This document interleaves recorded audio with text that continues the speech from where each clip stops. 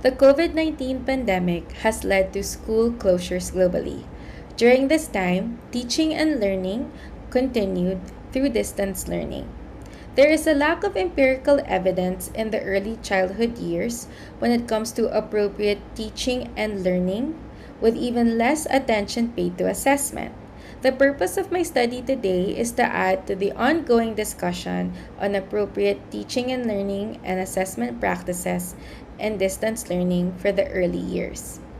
Hi, my name is Darl Orillaza, and today I will be sharing to you how I explored the experiences of three Filipino early childhood teachers as they assessed their students virtually. This qualitative case study used semi-structured interviews to explore the experiences of three Filipino early childhood teachers with assessment and distance learning during COVID-19.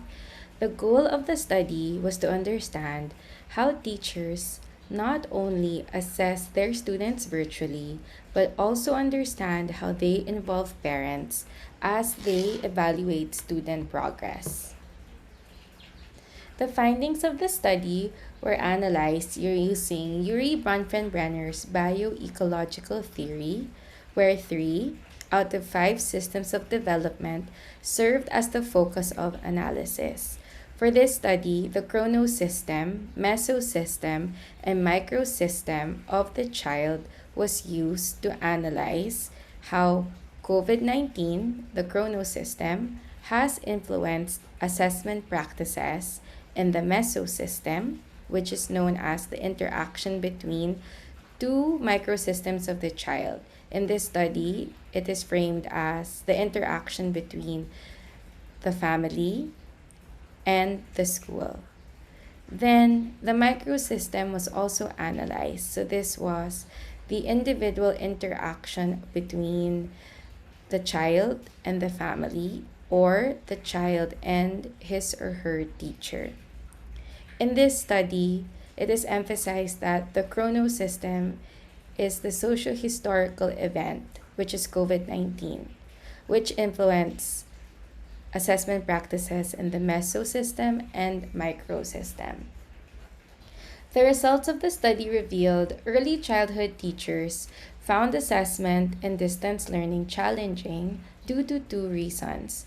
First, teachers experienced additional workload when preparing and evaluating assessment tasks of students.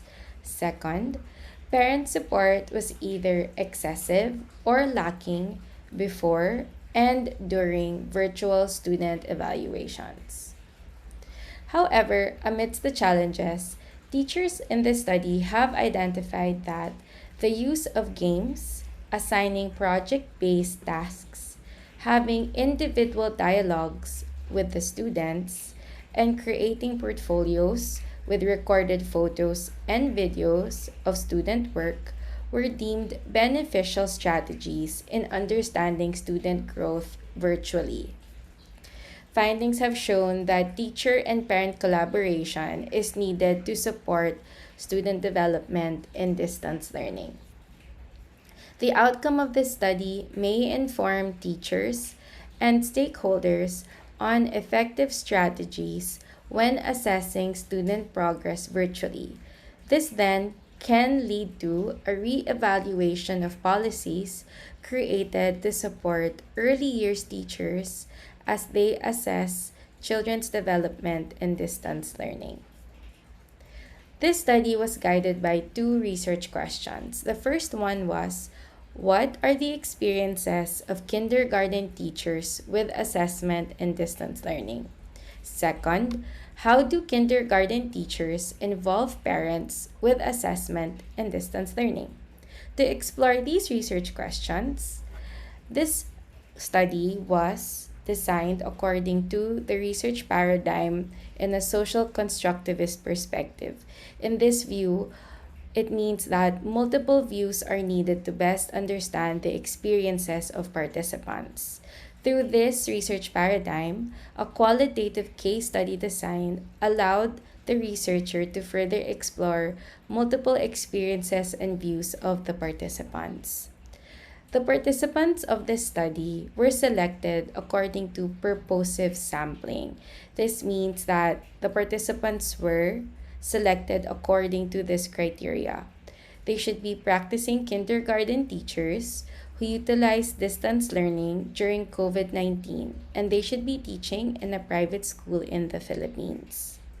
Once these teachers were selected, they were contacted through Facebook and email. They were provided a consent form which they signed and returned back to the researcher.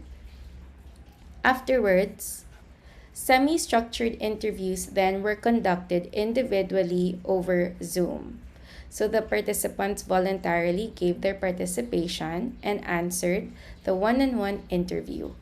The questions from the interviews were based on the review of related literature on early childhood distance learning, assessment, and the bioecological theory of Urie Bronfenbrenner.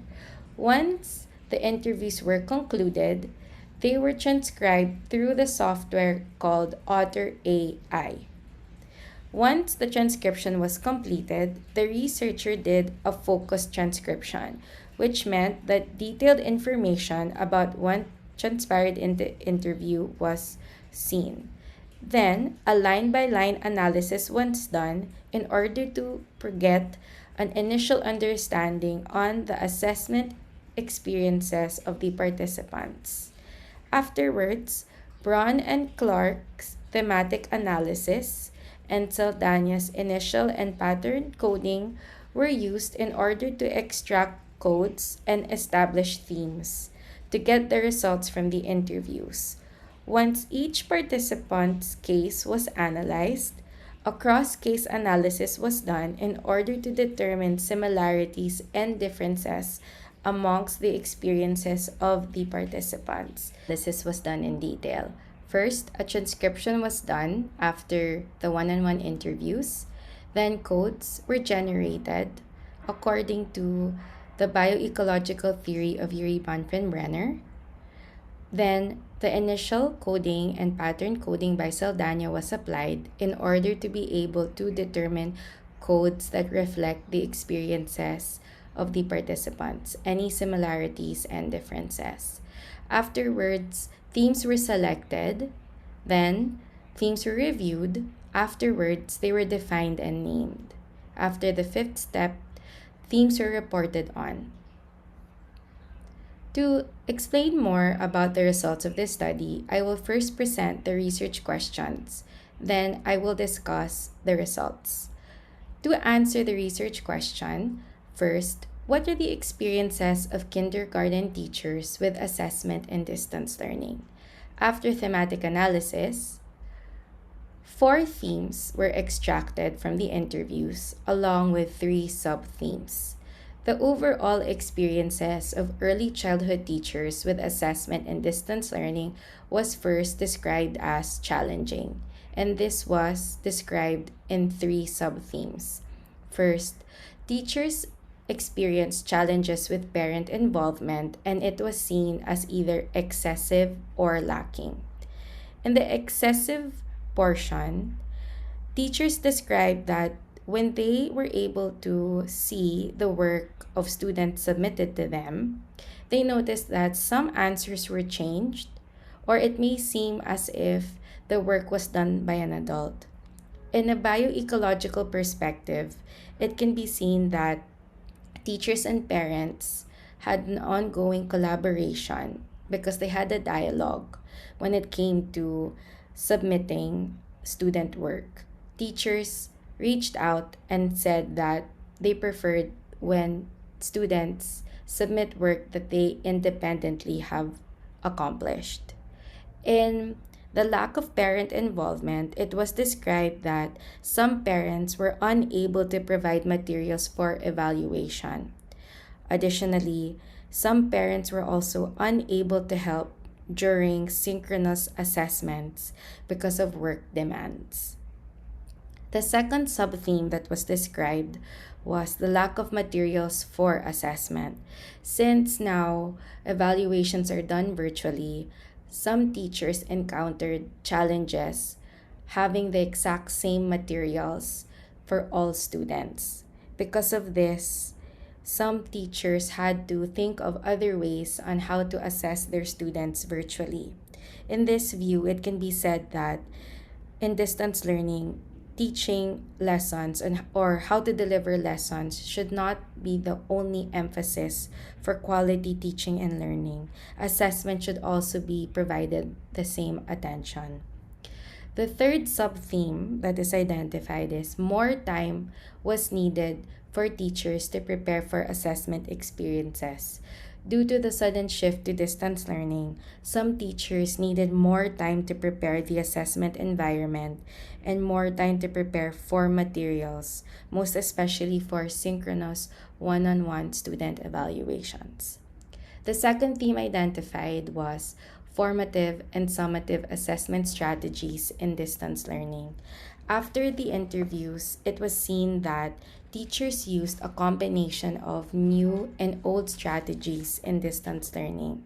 Some of the common ways on how teachers assess their students virtually was through games, one-on-one dialogues, and group assessments.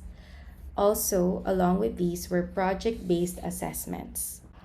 Part of the experiences of early childhood teachers was documentation strategies in distance learning.